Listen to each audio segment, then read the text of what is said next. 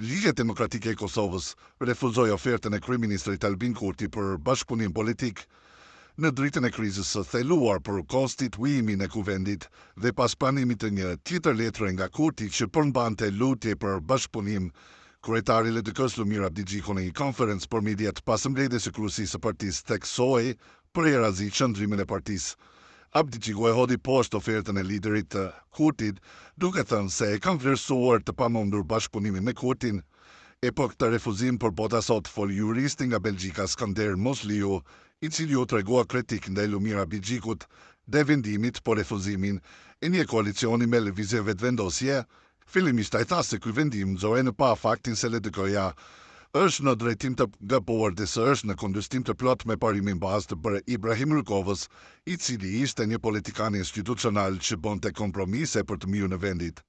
Refuzimi i letrës dhe ofertës së Kurtit drejtuar Abdigjikut për një koalicion politik për konstituimin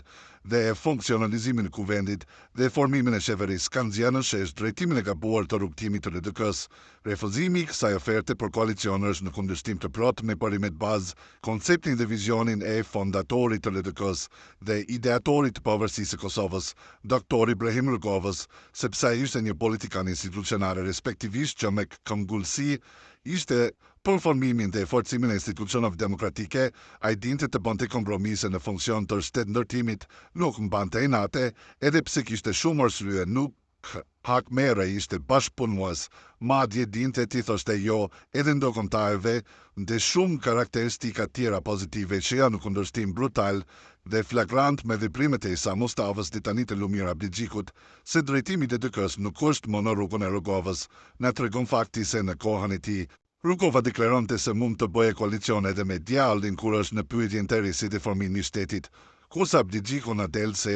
ai bën koalicion edhe me djalin vetëm për të ardhur në pushtet, për t'i kënaqur apetitin e oligarkëve. Sipas juristit nga Belgjika, Abdigjiku dhe rrethi i tij nuk kanë të bëjnë asgjë me rrugovizmin, pasi ai beson se vendimin për refuzim të koalicionit me Kurtin nuk e mori me këshillim e përgjithshëm të partisë.